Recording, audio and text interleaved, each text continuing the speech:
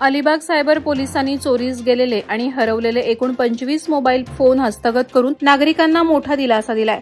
तक्रारींचा सखोल अभ्यास, डिजिटल ट्रेसिंग आणि तसंच विविध ठिकाणी केलेल्या छाप्यांच्या आधारे पोलिसांनी ही कारवाई पार पाडली। नागरिकांनी मोबाईल हरवल्यास त्वरित तक्रार नोंदवण्याचं आवाहन पोलिसांमार्फत करण्यात आलं। सायबर गुन्ह्यांविरोधात ही कारवाई पोलिसांच्या काटेकोर दक्षतेचं प्रतिबिंब मानली जात असून स्थानिकात समाधान व्यक्त होत आहे। अलिबागमध्ये सायबर सुरक्षा वाढवण्यास या मोहिमेनं हातभार लावलाय। म्हसळा नगरपंचायतीच्या नगराध्यक्षा फरीन बशारत आणि 9 नगरसेवकांनी अचानक निर्णय घेत मंत्री भरतशेठ गोगावले यांच्या उपस्थितीत शिवसेनेत प्रवेश केला। नगरपंचायत निवडणुकांच्या पार्श्वभूमीवर झालेल्या या मोठ्या पक्षप्रवेशानं राष्ट्रवादी काँग्रेसला धक्का बसलाय। मुंबईतील यशवंतराव चव्हाण सभागृहात झालेल्या या प्रवेशामुळे स्थानिक राजकारणात नवीन समीकरणं निर्माण झाली आहेत। मंत्री गोगावले यांनी या प्रवेशामुळे शिवसेना अधिक मजबूत झाल्याचं सांगितलं। निवडणुकीत या घडामोडींचा थेट परिणाम दिसून येण्याची चिन्ह आहेत। अलिबाग नगरपरिषद निवडणुकीत शेकाप काँग्रेस आघाडीच्या नगराध्यक्षपदाचे उमेदवार अक्षय नाईक यांनी सर्वांगीण शहर विकासासाठी व्यापक अजेंडा जाहीर केला। यामध्ये खेळाडूंना सुविधा, समुद्रकिनाऱ्यांची स्वच्छता, महिला सुरक्षा, वाहतूक सुधारणा आणि पर्यटन व्यवस्थेचे उन्नतीकरण यांचा समावेश आहे। अलिबाग स्पोर्ट्स कॉम्प्लेक्सला गती देऊन तरुणांसाठी जागतिक दर्जाचे क्रीडा केंद्र उभारण्याचा मानस त्यांनी व्यक्त केला। समुद्रकिनाऱ्यांवर बदलण्यासाठी खोल्या, शौचालय सुविधा वाढवण्यावरही भर देणार असल्याचं आश्वासन त्यांनी दिलं आहे। शिवसेना शिंदे गटाचे भरत साळवी यांनी पेण नगरपरिषद निवडणुकीत प्रभाग 6 मधून उमेदवारी दाखल केली असून त्यांना चर्मकार समाजासह युवा मतदारांचा उत्स्फूर्त पाठिंबा मिळतोय। आमदार महेंद्र दळवी यांच्या आशीर्वादानं उमेदवारी जाहीर करताना साळवी यांनी 30 वर्षांच्या सामाजिक सेवेनंतर आता प्रभाग विकासाची संधी मतदार देतील असा विश्वास व्यक्त केला। बदल हवा असल्याची भावना नागरिकात वाढत असून नवीन नेतृत्वाला पसंती मिळत आहे। त्यांच्या प्रभागात 3584 मतदार असून मोठ्या बहुमतानं विजय निश्चित असल्याचं त्यांनी सांगितलं।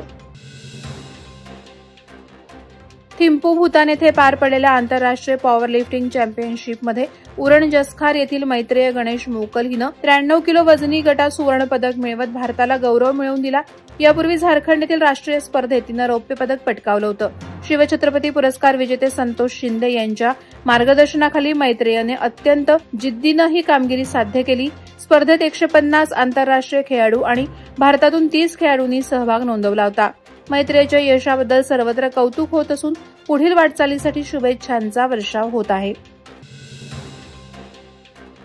रोहा नगर परिषद निवडणुकीत शिवसेनेच्या शिल्पाताई धोत्रे यांनी नगराध्यक्षपदासाठी उमेदवारी जाहीर करत जनतेनं दिलेला प्रेमाचा मान राखत सर्वांगीण विकास साधण्याचा निर्धार व्यक्त केला। शिंदे गट विरुद्ध राष्ट्रवादी अजित पवार अशी टक्कर असलेल्या या निवडणुकीत शिल्पाताईचा अनुभव, गतकालीन कार्य आणि जनतेशी असलेला जवळचा संपर्क यामुळे त्यांना पाठिंबा मिळत आहे। उपनगराध्यक्ष आणि सभापती पदाच्या कार्यकाळात जनसेवा करताना मिळालेला अनुभव उपयोगात आणत रोहा शहराचा शाश्वत विकास साधण्याचं आश्वासन त्यांनी दिलं। पनवेलच्या पटेल हॉस्पिटलमध्ये डॉक्टर कुणाल मखिजा यांनी रोजा रोबोट तंत्रज्ञानाद्वारे 500 गुडघा प्रत्यारोपण शस्त्रक्रिया पूर्ण करून नवा इतिहास रचलाय। महाराष्ट्रातील या पद्धतीनं 500 सर्जरी करणारं हे पहिलं हॉस्पिटल ठरलं।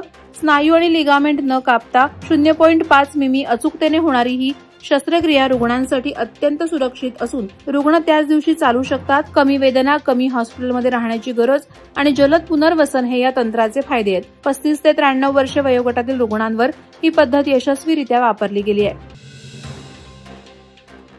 अलिबाग नगरपालिकेत नगराध्यक्षपदाच्या शेतकरी कामगार पक्षाच्या उमेदवार अक्षय नाईक हिनं शेकापच्या कार्यकर्त्यांसमवेत मनसे कार्यालयाला भेट देऊन मनसे कार्यकर्त्यांची भेट घेतली। यावेळी मनसेने अक्षय नाईक हिला जाहीर पाठिंबा दिलाय। त्यामुळे अक्षय नाईक यांचे पारडे अलिबागमधून जड झाल्याचं समजतंय। पनवेल येथील 7 वर्षांची सारा अभिजित वर्तक हिनं 15 नोव्हेंबर 2025 रोजी मालपे जेट्टी ते विजयदुर्ग जेट्टी असा 30 किलोमीटर समुद्री मार्ग फक्त 7 तासात पूर्ण करून खुल्या वयोगटातील विजयदुर्ग जलतरण स्पर्धेत इतिहास रचला। हा तिचा पहिला समुद्री स्पर्धेतील प्रयत्न असून कठीण भरती, ओहोटी आणि प्रवाहांवर मात करत तिनं जिद्द आणि सहनशक्तीचं उत्तम उदाहरण ठेवलं। कर्नाळा स्पोर्ट्स अकॅडमीचे कोच किशोर पाटील, ऋग्वेद पाटील आणि सूरज लोखंडे यांच्या मार्गदर्शनाखाली साराने प्रशिक्षण घेतलं। तिच्या या कामगिरीने क्रीडा संस्था आणि रायगडमधील नागरिकांनी तिच्यावर अभिनंदनाचा वर्षाव केला।